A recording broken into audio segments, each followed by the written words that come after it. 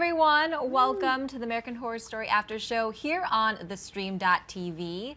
I'm Ashley Mova, and this is a show where we're going to be running down everything Season 4, Episode 7, Test of Strength. Sitting with me are my fellow Freak-a-leaks, and we've got a special Freak-a-leak tonight over here. Hey, I'm Becca Scott. What's up? And over here. What's up, guys? Xavier Brinkman here with ya. And all the way over there. Hey, I'm Jennessa Rose, and I'm happy to be here to talk about this strength, and I have none, so yeah. You got some, girl. I see you. Well, physically, not so much. I'm an Aries, so I got some strength inside of me. And emotion. And emotion, Pisces pride. Okay, so tonight's episode starts off with the first scene where we see Dandy and Jimmy and the twins. I love that interaction. I mean, was anyone else just waiting to see what Dandy was going to do? Yeah. I mean, like, I did not think he would just let someone walk into his He house held it together. and take his women and just let him walk out of there. I thought he was going to go mental. I guess I'm kind of proud of Dandy for being really mature about this. He was whole probably thing. just so I feel like overwhelmed. He's gonna keep his cool, right? Yeah. You think yeah. for a while? I feel like he was so mad. I mean, Dandy can't keep us cool. Like, who are we kidding? He's gonna like explode and like kill.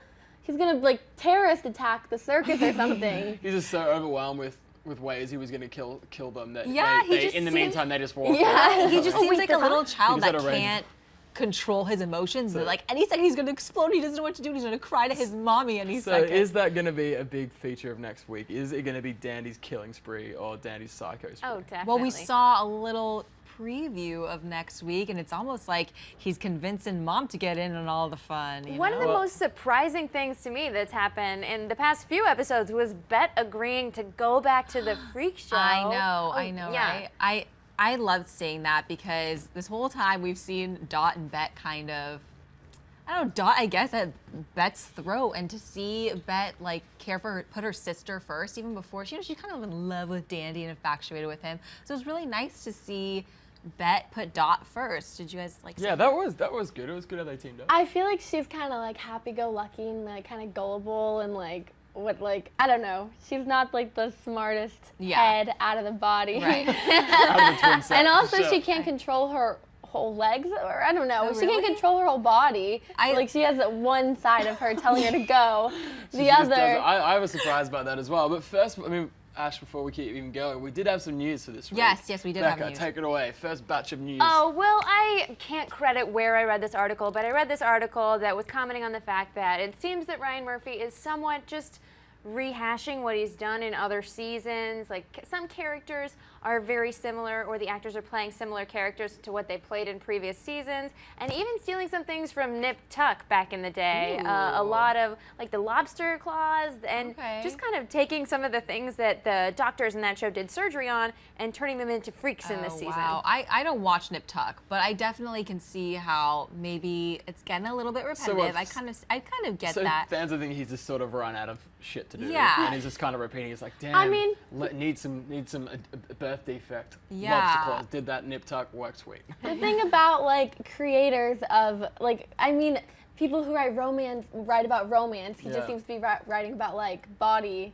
Sure. Yeah. But distortion. I feel like we always speak too soon with American Horror Story and Ryan Murphy. Like, just when we criticize it, something double as smart happens and we look stupid. So you never know. I mean, I feel sorry for him that they're copying that type of negative feedback. Yeah, me too. I guess let us know also if you guys think that he's being kind of repetitive with his things this season, and tweet us using the hashtag AHSAS, and we've got some more info, Xavier. Yeah, well, we're on that one. We're either going to get like attacked that we I know. American Horror Don't Story, hate us. or people will agree with us. But yeah, the next thing real quick is, as I tweeted it, and a lot of people have been, is the announcement that a script, one of the actors left the script on set in New Orleans this week, and it was stolen. And the person, he or she, who stole the script is now shopping around a vital piece of the puzzle, piece of the story, to media outlets.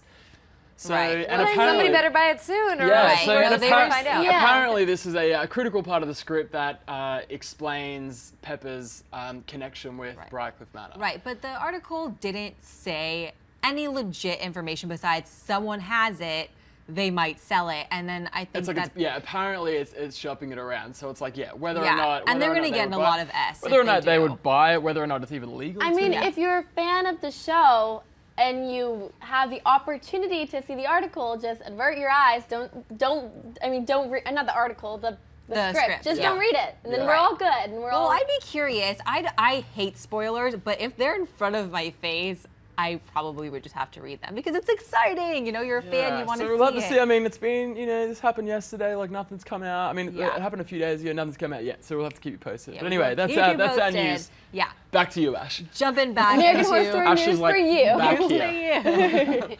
Jumping back into the first scene, something I love about the twins is how they can communicate, like, between heads without speaking, like internally communicate to each other. I relate to that because me and my sister kind of do we do that. Well, I don't know. We think we can, but we're not really like at that level yet. So I'll work on it. It's a super useful storytelling tool for the writers of the show of just like, oh, we don't want this character to know this. How do we show it? How did you guys feel about the black and white? We're getting to that. We're going to get We'll get into that later. We'll get into it.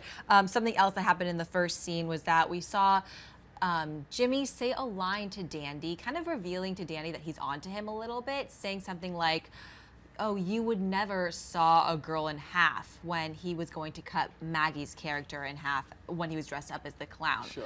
Do you guys think that he'll eventually find out that Dandy's it seems like he already is. He was already asking Maggie when they were in bed, like if she could recognize his voice. Like I feel like he's 100% onto Dandy. Yeah. Like, I think Jimmy is an impulsive guy, and I was surprised that he didn't just accuse Dandy right then and there and just attack him or something. Yeah. But I guess his priority was to get the twins out of that situation. Right. He's smart. He probably has something up he his cares sleeve so much about everyone. Like he's like so caring. Like the family of the freaks. He's he's a good dude. He's a good dude. Right. Good for him. So we didn't see Dandy try to attack them as they left. What do you guys think that Dandy's going to end up doing? I think he's gonna plan like a killing spree for next week. Yeah. But I would like to see that. Yeah. I feel like he's just gonna full on. Oh my gosh, what's the clown's name? Twisty. I feel like he's gonna full on Twisty it. Ooh, full on Twisty it. Okay. So moving on, this was kind of like, I don't know what, it caught my eye. What is the significance of this daughter and father that we keep seeing? I understand that she's dating Paul, but why is he going as far as to tattoo his own daughter's face?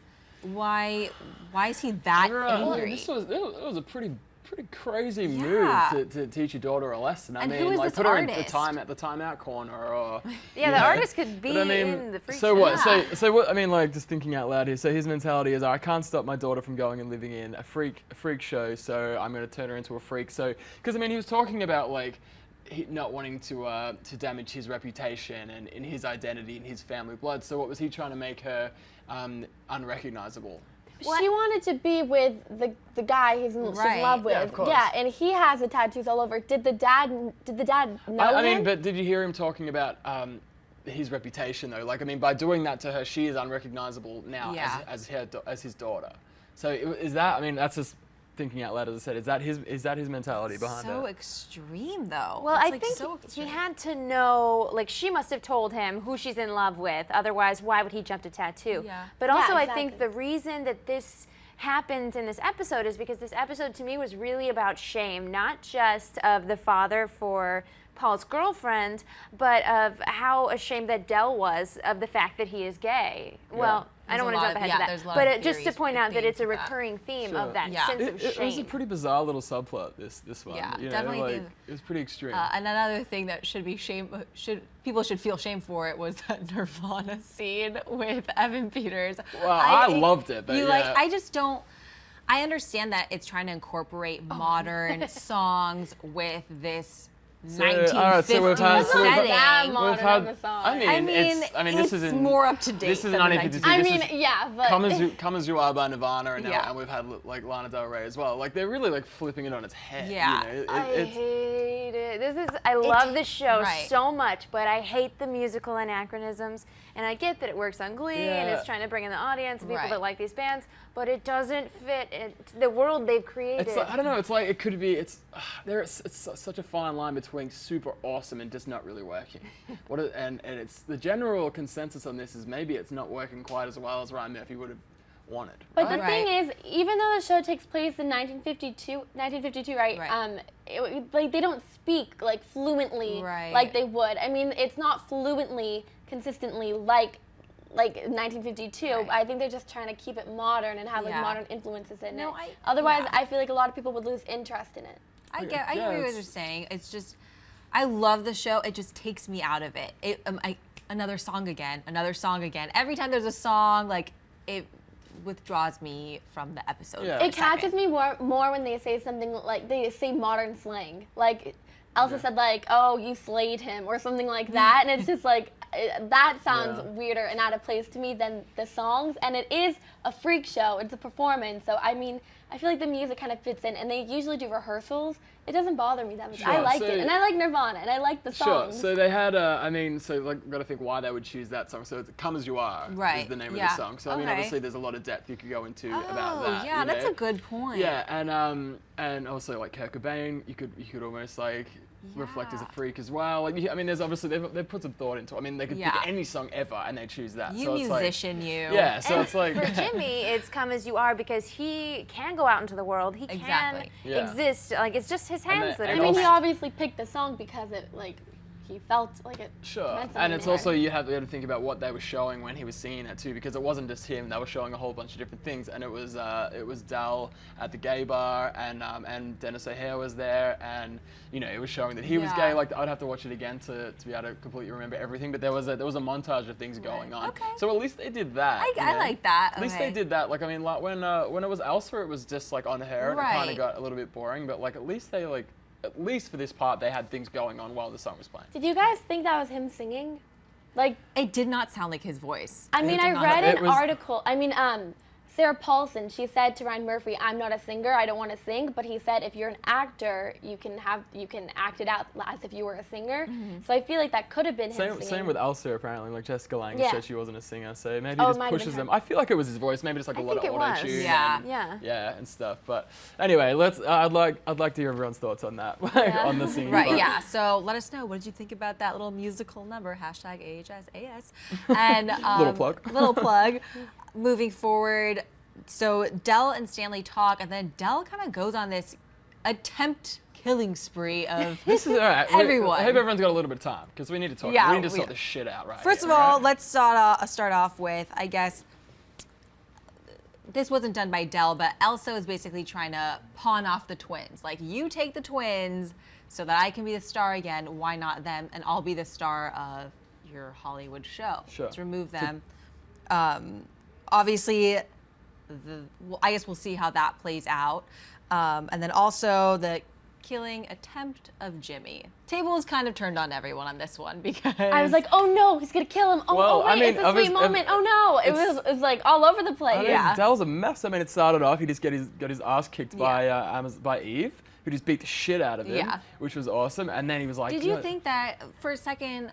We both thought that maybe he was going in there because he was interested in her. Yeah. Like that he wanted to, he was like, what's that stuff called when you put it on the thing and it makes someone knock out? Yeah, you know what I'm talking about? That stuff. I thought that maybe he was going in there to kind of like romance her. Chloroform, yes. So maybe he was trying to do that. To rape, I mean, that would have been pretty weird. But so he messed that up completely. Then you'd think because the heat's on him so much that he would just like lay low for a while. Right. But then he goes straight to get his son wasted until they have a That was a great scene in the alley. That was great. I mean, it was good. It was good acting. It was cool. I mean, they actually have really good chemistry, those two. Like, it was a really like turn of events we weren't expecting. So he lets him live. Thanks, Dad. Yeah, I love the moment when it's like, "Oh, just say you're my father. Okay, I love you, son." Wait, why is there a brick in your hair? Yeah, exactly. How did he know this whole time? So instead of killing his son, he just hugs him and puts him to bed, and then little poor Petite pops it. Oh. So sad. I thought this whole time that, well, for a couple episodes that he did already know that it was his dad, but I guess like he didn't. Why wouldn't he say it? I was under the conception that like he did, but like I mean. I guess he didn't, but I never had any hint. I thought, you know, obviously we as viewers find it very obvious considering the relation between the bearded woman and the strong man. But yeah, that was funny that they just pulled that out of nowhere and they didn't hint at all before that, like, oh, maybe Jimmy's got a clue. I was personally surprised that Jimmy knew. I didn't. I wasn't seeing that one coming. Scene with Elsa when she's kind of breaking down and getting emotional, and he says, "Mom, don't worry, I'll kill him." Why wouldn't he just tell her, "I know, Mom. Like, I know that's my dad. I know what went down. Like, I'm gonna go get him." Because he's just a good guy. He's a and good I loved guy. seeing him all emotional. It brought me back to Tate. Yes, Tate. Oh my gosh, I love Tate so much. Okay, and then obviously, Ma Petite dies. That little scene in the princess outfit, that was so depressing. With The sound, the squeals. It was so heartbreaking, and everyone loves her, and she's so cute, and it was so easy. And we were talking like, why wouldn't have Dell just turned on Denis O'Hare? I mean, yeah, he pointed a gun at him in the first scene, but I mean, I'm sure he could have tracked them down and taken care of that. You're taking care of business that way, right? He knows that maybe they could have something together in the future. I don't know. They're both sociopaths. No, I'm totally just kidding. Wasn't he at the gay bar? Because wasn't he at the gay bar when he was at the gay bar? Yeah, but I mean, what if they're they not. become a I mean, thing? Jesus, threatening him, making him kill people. But I mean, it's just so now funny it that could happen because he didn't kill him. It's so crazy that Dell is putting his own reputation in, like, you know, he's killing to protect his secret that he's gay. Like, he must be pretty serious about it, you know? Like, to choose to kill someone rather than come out to the world that you're If you're in a freak show, they're probably pretty accepting. They're not going to be like, oh, you're gay, get out of this freak show. Like, not that being gay is a freaky thing at all, but, you know, in 1952. Yeah, no, it's a perfect example, So do you think that now Stanley will be satisfied that he has Ma Petite in this? We saw it was in the museum. I don't think so. He better be. I mean, I don't think he will be, but like, thinking as a human being, like he should be. He's hungry for money and whatever glamour comes with selling freaks to a museum. And I mean, that whole thing's a bit questionable. What the museum just doesn't question where he gets his stuff. Like. And like, she's the smallest woman in the world. Wouldn't the world be angry? They'd be like, hey, where'd the smallest woman go? Yeah, wait, we had the smallest woman in the world. Where'd she go? Well, to be fair, they did not have Huffington Post or Facebook, so they probably didn't even know about her. Yeah, true. Well, they had Nirvana, so not yet. You never know. But they did have Nirvana. Yeah, maybe they'll pull out an iPhone. Yeah, I don't think that Stanley's going to be satisfied until he has the twins. For whatever reason, I still feel like he wants the twins. But let us know what you guys think. I mean, obviously that might happen because he's suggesting it, and Elsa looked like she was accepting Elsa was like, too, you know, take him. Maybe that might happen. I mean, it seemed like he was hinting to it, right? He wanted it, okay. Well, let us know what you guys think using the hashtag AHSAS, and we're going to take your questions in just a minute right after this break, so get them in while you can. Creepy now.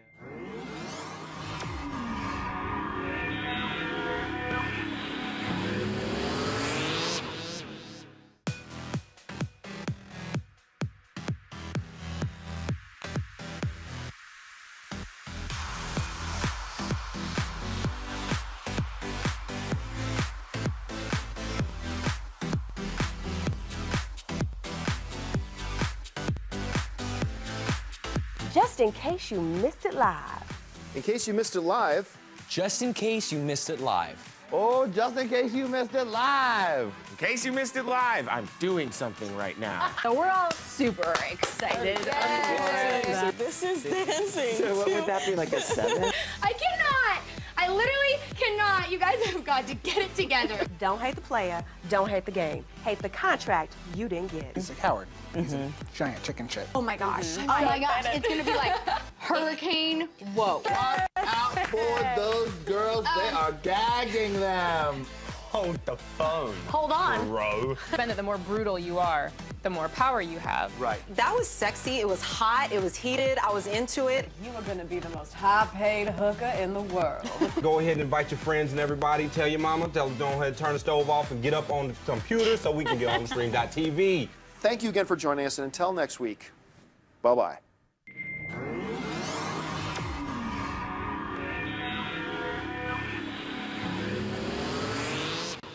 Yeah, so catch all the other fabulous after shows we have here on theStream.tv, and make sure you subscribe and like this video. Something I want to touch upon before we moved on to fan questions and stuff was the surgery of the twins, and basically the twins, well, Dot bribing Elsa, saying, I'll give you what you want as long as you give me what I want, which is surgery. And for Elsa, it's a win-win because she can get them out of her hair, and whatever her name is gets her hair dyed. Yeah. That's a win. She looked great. She did look great, and I think they would. Well, both we should look talk good. about the filming this stylistically and the way where they did the notes back and forth with the split screen and the very Steve Jobs kind of all in black background and turtleneck. Steve Jobs. I think we all agree on this. Can we just say it? No go. Yeah. I was like, hated it. Let us know what you thought of that. I feel like when I see it again, I'm gonna be like, whoa, that was so cool. But for like, I don't know. At first glance, I was like, "What is that?" You liked it? It was like floating heads. They didn't have. I liked it. I don't know. I thought it was cool. I think it could be cool. No, I feel like I was caught off guard. I thought it was cool. I like little. I mean, it's just like things that you don't expect that Ryan Murphy does. Like, it's just cool. I think it's interesting. I think it's. I mean, he's got us talking, right? Right. Yeah. I think because he hasn't established that he's going to use different ways of using the camera in any other episode, that it just felt out of place. But it was an interesting way of like.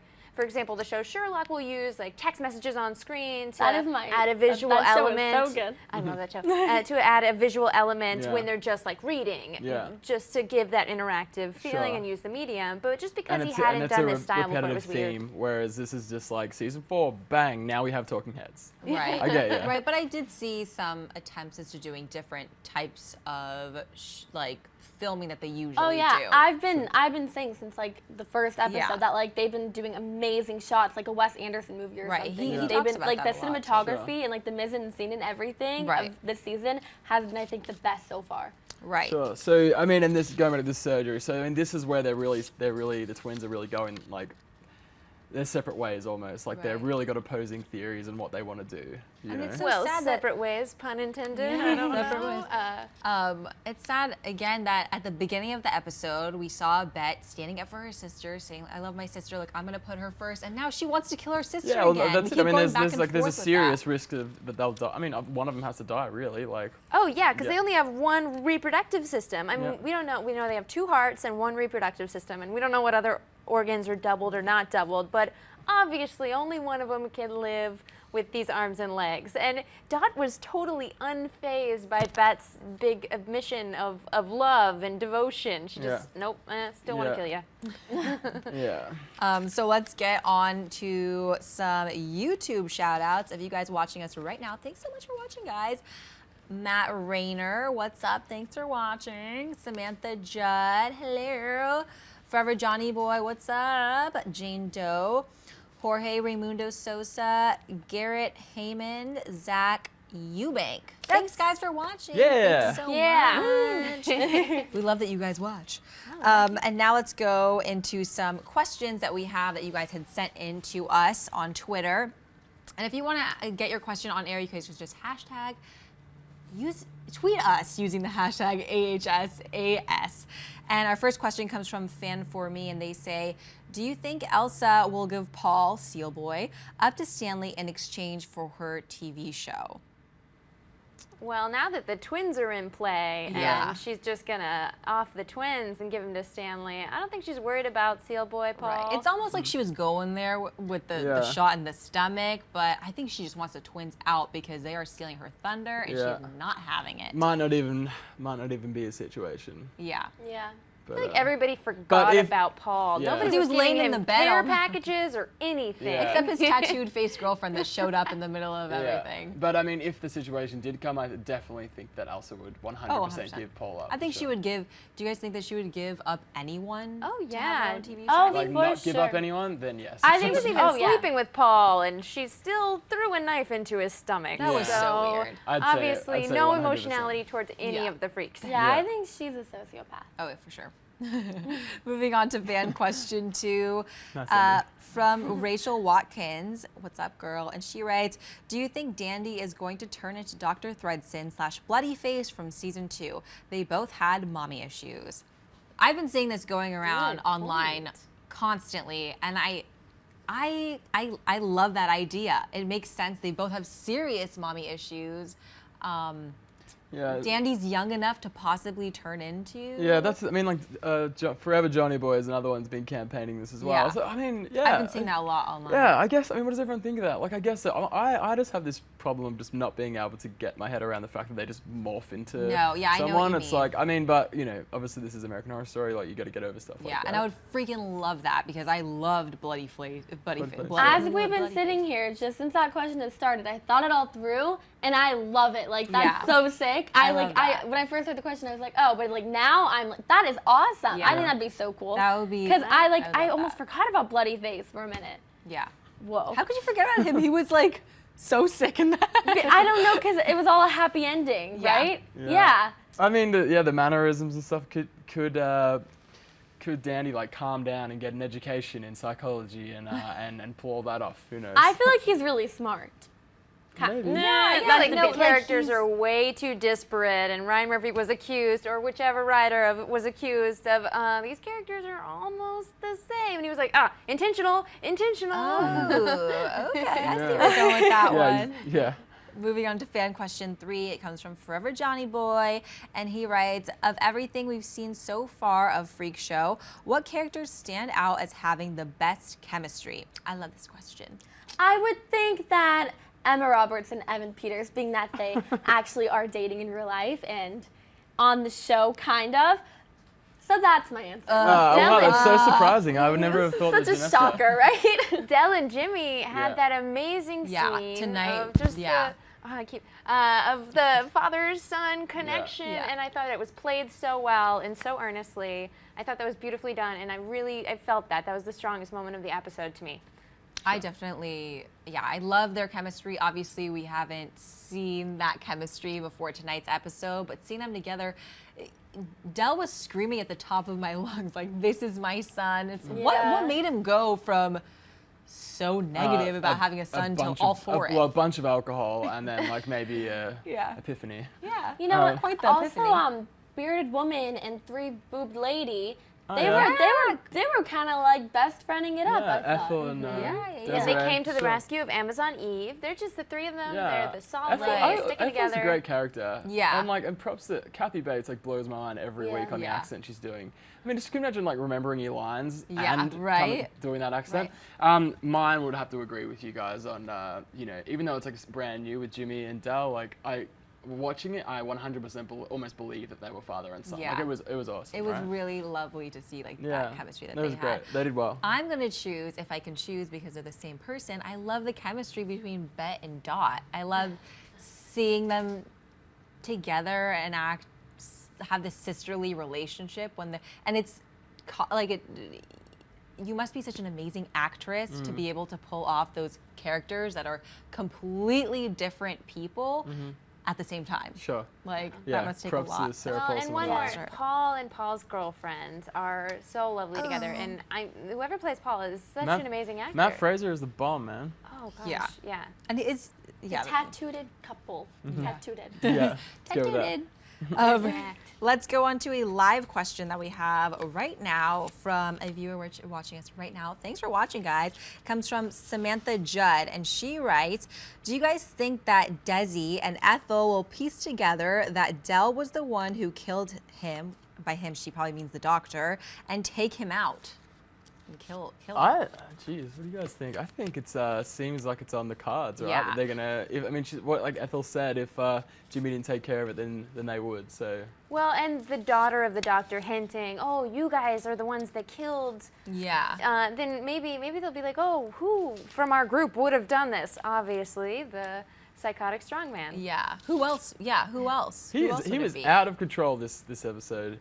Yeah. Right? He was on a killing spree. Sure. I think he was just trying to prove himself as a man. Maybe that's what it was. He's a mess, mate. Because there was this, it's called Test of Strength or something, and then what's that game called when you're at a fair? Yeah. The weight thing. He was like, no, I'm a man. Watch me take it to the top. So I think that him trying to kill everyone was trying to be a manly. Well, I mean, protecting his manhood with the homosexuality, lots of things, many layers. So going on to some Twitter shout outs from you guys that have been watching us. What's up, CB Tyne? What's up, Lotch121, and if you say so, dearie. Thanks for watching, guys. And make sure you guys tune in next week and subscribe to the Stream.tv's YouTube channel so you can make sure to catch our show and all the other fabulous after shows they have here on the Stream.tv. Like this video and send us questions all week that you have from American Horror Story using the hashtag AHSAS, and we will catch you guys next week. See ya. Bye. Or in 2 weeks. 2 weeks, I lied. Bye, guys. Thanks for having me.